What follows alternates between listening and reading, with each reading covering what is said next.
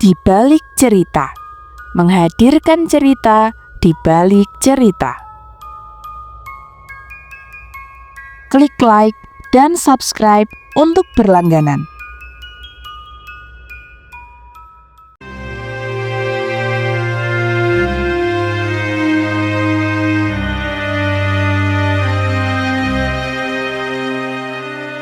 Selamat datang kembali di channel Di Balik Cerita.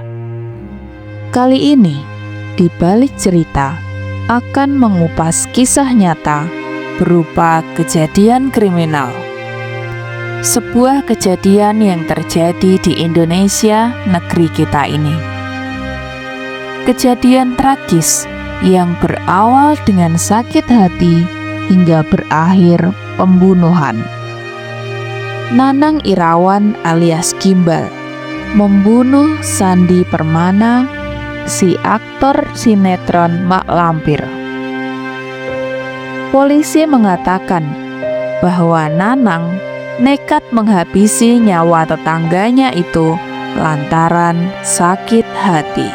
Pembunuhan itu terjadi pada Minggu pagi 12 Januari 2025 di Perumahan Cibarusah, Kabupaten Bekasi, Jawa Barat.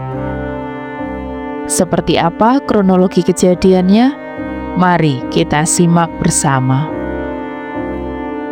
Nanang Irawan alias Gimbal adalah seorang pemuda yang bertetangga dengan Sandi Permana, seorang aktor yang pernah membintangi serial TV Mak Lampir pada masanya. Nanang dan Sandi sudah sejak lama dikenal sebagai orang yang tidak saling akur. Keduanya sudah diketahui saling memiliki temperamen. Karena hal itu, meskipun bertetangga, mereka tidak pernah bertegur sapa. Dari penuturan tetangga yang lain, hubungan Nanang dan Sandi sudah tidak harmonis lagi sejak tahun 2017. Setiap hari mereka pasti bertemu di depan rumahnya masing-masing. Namun ketika bertemu, tidak pernah ada sepatah kata pun yang keluar dari mulut mereka masing-masing. Sebuah hubungan tetangga yang benar-benar asing. Hubungan mereka yang kian hari tidak pernah membaik, berujung puncaknya pada tahun 2019. Saat itu, Sandi si korban telah menemukan calon istri dan akan segera melangsungkan pesta pernikahan di rumahnya. Tentu demi acara resepsi yang spesial bagi Sandi. Ia ingin mulai membersihkan lingkungan rumahnya dengan berbagai hal yang menghalangi jika nanti akan didirikan tenda demi kenyamanan tamu dari undangan pernikahannya nanti.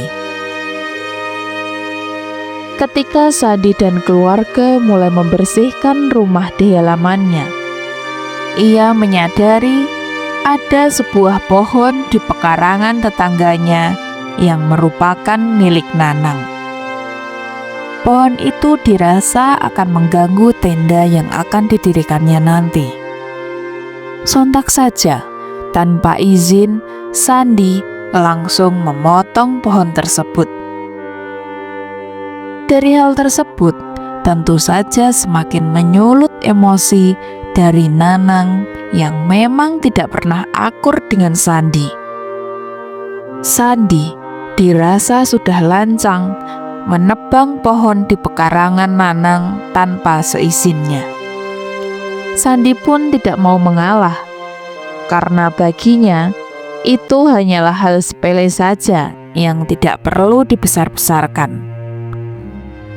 Selepas kejadian penebangan pohon itu, hubungan mereka kini semakin panas. Setahun lebih mereka tidak pernah bertegur sapa. Hingga akhirnya pada tahun 2020, Sandi memutuskan untuk menjual rumahnya dan pindah ke rumah lain yang masih berada di kompleks perumahan itu. Hal itu ia lakukan demi kenyamanannya dan keluarga untuk menjauhi Nanang. Meskipun sudah tidak menjadi tetangga dekat, namun karena masih satu kompleks, Nanang dan Sandi masih saja sering bertemu. Hingga suatu ketika, pada Oktober 2024, mereka bertemu dalam suatu kegiatan rapat warga.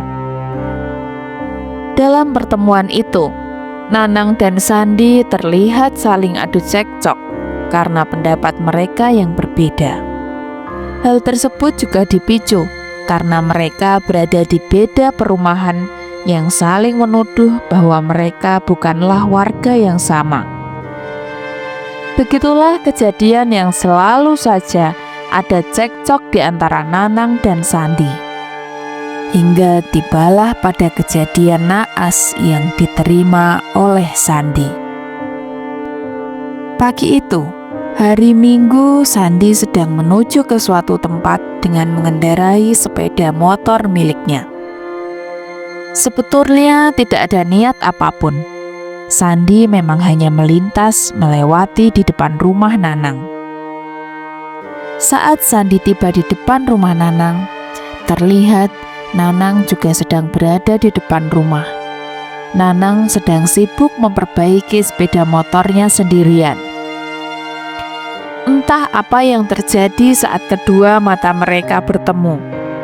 Yang jelas, menurut Nanang, tiba-tiba saja Sandi meludah kepada Nanang. Kejadian pagi itu membuat Nanang gelap mata, sebab keduanya pernah terlibat perselisihan dan tidak pernah saling bertegur sapa. Setelah kejadian meludah tersebut, sontak saja Nanang langsung berlari mengejar Sandi yang mengendarai sepeda motor. Di tangannya, Nanang terlihat membawa sebilah pisau tajam yang tadi berada di dekatnya. Nanang berlari dengan penuh rasa marah. Mungkin rasa dendam dan amarah yang telah bertahun-tahun ia miliki kini membuatnya semakin memuncak. Setelah beberapa saat, akhirnya Nanang berhasil mendapatkan Sandi. Nanang langsung menusuk Sandi pada bagian punggung, pelipis, dan perut. Sandi masih sempat melawan dengan menangkis dari atas motor, hingga akhirnya tersungkur karena tusukan di leher sebelah kiri. Nanang menganiaya Sandi menggunakan sebilah pisau baja sepanjang sekitar 15 cm. Berdasarkan pengakuan Nanang kepada polisi, pisau tersebut berada di kandang ayam yang tidak jauh dari lokasi kejadian. Setelah menganiaya Sandi Permana, Nanang menyadari perbuatannya itu hingga melarikan diri ke Karawang, Jawa Barat. Nanang berpindah-pindah tempat tanpa tujuan yang jelas. Dia memutus komunikasi dengan keluarganya dan mencukur rambut untuk menghindari pengenalan. Aksi pelariannya tersebut ia lakukan demi menghindari dari penangkapan warga dan polisi. Namun, karena telah ditemukan barang bukti dan beberapa saksi mata, akhirnya Nanang berhasil ditangkap ketika bersembunyi di Dusun Poris, Desa Kutamukti, Kecamatan Kutawaluyo, Karawang, Jawa Barat, pada Rabu sekitar pukul 10:45. Saat penangkapan terjadi, Nanang sudah tidak bisa berkutik lagi.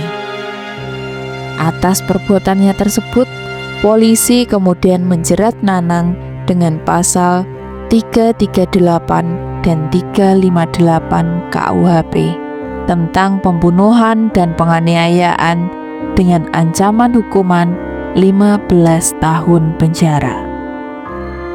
Ketika melalui interogasi, motif Nanang Irawan alias Gimbal sebagai pelaku adalah sakit hati karena merasa direndahkan oleh Sandi Permana sebagai korban.